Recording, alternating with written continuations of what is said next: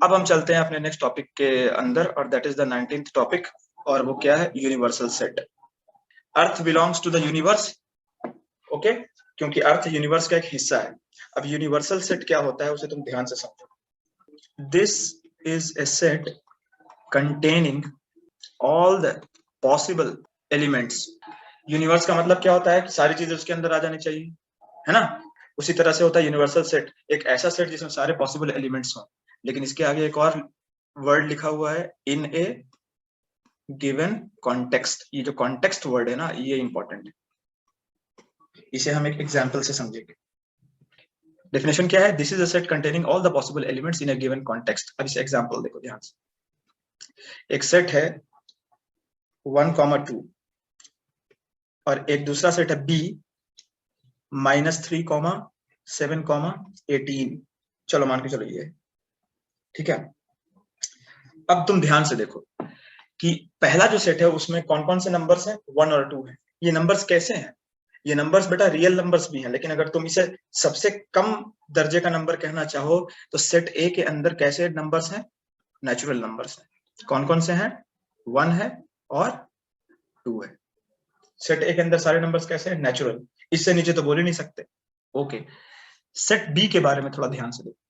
Set B में जो number है उसमें एक 7 भी है और एक 18 भी है। वो हम कह सकते हैं कि ये नेचुरल नंबर्स है, लेकिन एक -3 भी है। तो अगर मैं कहना चाहूं कि बी के सारे एलिमेंट्स कैसे हैं, तो रियल नंबर्स तो हैं ही हैं, रैशनल नंबर्स भी हैं, वो हम कह सकते हैं। लेकिन क्या हम ये कह सकते हैं कि बी के सारे एलिमेंट्स होल नंबर है? नहीं कह सकते हैं, क्योंकि एक नेगेटिव नंबर भी है इसमें, -3। तो अगर मैं ये कहना चाहूं कि बी के अंदर सारे जो नंबर्स हैं वो इंटीजर्स, सारे नंबर्स इंटीजर्स हैं, तो मेरी बात गलत नहीं होगी कि हाँ इंटीजर्स तो हैं, कोई रॉन्ग नहीं कह सकता इस बात को। तो कम से कम इसे क्या बोल सकते हो, सेट बी के एलिमेंट्स को, सारे को एक साथ इंटीजर्स। ऐसा नहीं कहना कि पहला इंटीजर है, दूसरा और तीसरा होल नंबर या नेचुरल नंबर है, ये नहीं कहना है। इंटीजर्स है ना, बिल्कुल है। तो अब ए और बी में कैसे नंबर्स हैं, अगर कोई तुमसे ये पूछे।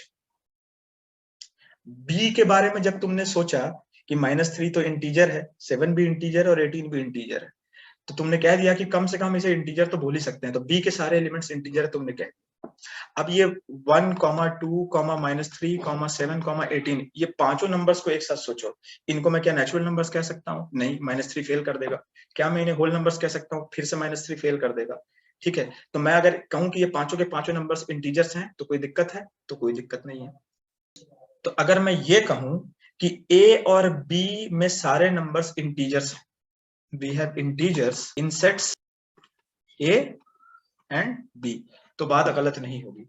इसी को कहने का एक दूसरा तरीका है, a और b का यूनिवर्सल सेट, जिसे मैं u से दिखाता हूं और ऊपर थोड़े थोड़े ऐसे लगा देता हूं। या कहीं पे u भी लिखा हुआ दिखे तो घबराना नहीं है, लेकिन यूनिवर्सल सेट को दिखाने का तरीका है ये, जैसे एम्प्टी सेट को दिखाने का तरीका है 5। ओके, तो इसे भी, इस सिंबल को याद रखना है। तो ये यूनिवर्सल सेट क्या हो जाएगा, ये हो जाएगा बेटा इंटीजर्स, बिल्कुल हो जाएगा इंटीजर्स। तो ए और बी का यूनिवर्सल सेट क्या हुआ, इंटीजर। तो अगर मैं इसको ये लिखूं कि universal set of A and B is integer, तो कुछ कहने में दिक्कत नहीं होगी। Universal set of A and B is integer या इंटीजर्स। इसको इतना लंबा स्टेटमेंट हम इंग्लिश में तो नहीं लिखेंगे मैथमेटिक्स में, तो इसको शॉर्ट फॉर्म में भी लिखना चाहिए हमें। तो शॉर्ट फॉर्म में कैसे लिखेंगे, देखो हम ये कहेंगे कि A and B are proper subsets of integers, or it implies A is the proper subset of integer, B is the proper subset of integer। या तुम इसको जनरली ये कह सकते हो, जनरली कि कोई भी सेट्स अगर 2, 3, 4, 5, 6, 7, 8, 10 करोड़ भी सेट अगर दिए हुए हो और तुमने उनमें ये पहचान लिया कि सारे नंबर्स में एक साथ अगर लिख दूं, ये सारी चीजें अगर मैं एक साथ लिख दूं तो उसे क्या बोला जा सकता है, तो जनरली ए बिलोंग्स टू नहीं है, ये A is a proper subset of universal set and B is the proper subset of universal set. ऐसे बोला जाता है बेटा, ये बात समझो, ठीक है। अब इसको थोड़ा सा ध्यान से तुम समझो। सेकंड पॉइंट, यहाँ पे मेरा यूनिवर्सल सेट क्या हो गया, ट्रिपल इक्वल टू दिखाओ चाहे इक्वल टू दिखाओ, बात बराबर है, इंटीजर्स हो गए। बिल्कुल सही, set of integers is the universal set here in the context of A and B. ये इंपॉर्टेंट है, इन द कॉन्टेक्स्ट। कॉन्टेक्स्ट का मतलब होता है परिप्रेक्ष्य, कॉन्टेक्स्ट का मतलब होता है situation. Situation of A and B में हम अगर देखेंगे तो यूनिवर्सल सेट हमारा क्या आया बनके, इंटीजर्स आया, ठीक है। इसको बेटा डायग्राम से भी समझाया जाता है, ठीक है ना। डायग्राम जो हमारा नेक्स्ट टॉपिक होगा, नेक्स्ट टू नेक्स्ट टॉपिक, वो होगा वेन डायग्राम। तो डायग्राम से हम कैसे समझा सकते हैं जनरली, कि ये मेरा अगर मान के चलो कैपिटल यू ऐसे मैंने लिख दिया, ये मेरा यूनिवर्सल सेट का बॉक्स है, इसके अंदर एक सेट है ए और इसी के अंदर एक सेट है बी, और यूनिवर्सल सेट कैसा है, इंटीजर का। तो ये डायग्राम भी समझ में आ गया होगा, कोई प्रॉब्लम नहीं होगी मेरे हिसाब से। दोबारा सुन लो, A and B are proper subsets of integers. क्यों? क्योंकि इंटीजर में क्या क्या आता है कि हमने देखो सबसेट्स और प्रॉपर सबसेट्स पढ़ा है। अगर मैं ये कहूं कि मेरा ये इंटीजर है -3, -2, -1, 0, 1, 2, 3, और भी बहुत सारी चीजें, अगर ये इंटीजर की नंबर लाइन है और इसमें से अगर मैं सिर्फ दो ही चीज चुन रहा हूँ 1, 2, तो ये एक सेट है ए मेरा। लेकिन इंटीजर मेरा कैसा सेट है, इंटीजर तो डॉट डॉट डॉट के साथ शुरू होता है, -2, -1, -0, 1, 2, डॉट डॉट डॉट और आगे तक। तो तुमको लग नहीं रहा है कि 1 और 2 सेट ए के एलिमेंट्स हैं, और इंटीजर में भी 1 और 2 मौजूद है, and we have at least 1 extra element, इसमें तो इनफाइनाइट एलिमेंट्स एक्स्ट्रा हैं और भी। तो हम कह सकते हैं ना कि A is a proper subset of I, बिल्कुल कह सकते हैं। उसी तरह से जो मेरा बी सेट था वो क्या था, बी सेट मेरा कुछ नहीं था, -3, 17, 8 था। तो तुमको लगता नहीं है कि -3 इंटीजर्स में होगा, 17 भी इंटीजर्स में होगा, 8 भी इंटीजर्स में होगा, उसके अलावा इंटीजर्स में एक्स्ट्रा एलिमेंट्स भी मौजूद हैं। तो सबसेट्स और प्रॉपर सबसेट्स की डेफिनेशन में हम फर्क जानते हैं। तो B is the proper subset of universal set, और यूनिवर्सल सेट वो मेरा कैसा है, इंटीजर से। तो ये बात मेरे हिसाब से समझ में आ गई होगी कि प्रॉपर सबसेट में क्यों दिखवा रहा हूँ। और डायग्राम में हमने कैसे दिखाया है वो तुमने देख लिया यहाँ पे, कि ये एक डब्बा है जो कि पूरे यूनिवर्सल सेट का डब्बा है, जो कि फिलहाल इंटीजर्स है। उस डब्बे के अंदर ही ना आएगा ए और बी। जैसे हम बचपन में ये वाला डायग्राम बनाते थे कि ये नेचुरल नंबर का सर्किल है, फिर ये होल नंबर का सर्किल है, फिर ये इंटीजर्स का सर्किल है, ठीक है। अभी यहीं तक देखोगे क्योंकि हमारा इंटीजर्स तक ही काम है। उसी चीज को मैंने ऐसे दिखा दिया, इंटीजर्स का सर्किल ना बना के इंटीजर्स का एक स्क्वायर बॉक्स बना दिया। क्यों बनाया? क्योंकि यूनिवर्सल सेट को रिप्रेजेंट करने का तरीका सर्किल नहीं है, स्क्वायर, ये रेक्टेंगल है। ओके, तो जो पहले हम काम करते थे नेचुरल नंबर, होल नंबर और इंटीजर, तो इंटीजर का हमने सर्किल बनाया हुआ था। अब ए कहीं यहाँ पे छुपा हुआ है, देखो नेचुरल नंबर के अंदर है, और बी कहीं यहाँ पे छुपा हुआ है। तो उसको मैंने इंटीजर का डब्बा बना दिया और बी यहाँ पे लिख दिया और ए यहाँ पे लिख दिया। तो क्या फर्क पड़ता है? सेम चीज को मैं ऐसे लिख सकता हूँ। यहाँ तक मेरे हिसाब से समझ में आ गया होगा। अब कुछ मैं एग्जांपल्स दे रहा हूँ जिसे तुम पॉज करके सॉल्व करो। एक एग्जांपल मैं ले रहा हूँ, एक्स एक सेट है जिसमें 1 है, 2 है, 0 है, 5 है। आप बोलेंगे सर इसको ऐसे मत लिखो ना, इसको लिखो 0, 1, 2, 5। ओके, अच्छी बात है, हमें यहाँ पे दिख गया कि this is the increasing order of the numbers in the set ए। लेकिन ऐसे ना भी लिखें तो भी चल जाएगा, ये दोनों चीजें एक ही बात है, ठीक है, घबराने का नहीं है। मैंने पहले भी बताया है कि order of elements does not matter. और जो सेकंड सेट है वो कैपिटल वाई, उसमें एलिमेंट्स आते हैं A such that A is the multiple of 3। अब इन दोनों का यूनिवर्सल सेट क्या होगा? क्वेश्चन है फाइंड द यूनिवर्सल सेट। और देखो सॉल्यूशन तुमको कैसे बताना है, पहले तो तुम एनालिटिकल बता दो कि क्या होगा। जैसे ऐसे बताना है कि universal set will be equal to, इसको बताना है कि होल नंबर होगा, नेचुरल नंबर होगा, इंटीजर होगा, रैशनल नंबर होगा, रियल नंबर होगा, इरैशनल नंबर होगा, क्या होगा? कम से कम, देखो रियल नंबर तो है ही है, लेकिन हम ऐसे नहीं बताएंगे, हम कम से कम क्या बोल सकते हैं ये सोचना है। तो यहाँ पे इन सब में से कोई एक चीज आएगी, है कि नहीं? उसके बाद यहाँ पे कैपिटल यू आएगा और इज इक्वल टू आएगा कोई भी चीज, natural number, integer, whole number, rational number, irrational number, जैसे मैंने पिछले में बताया था।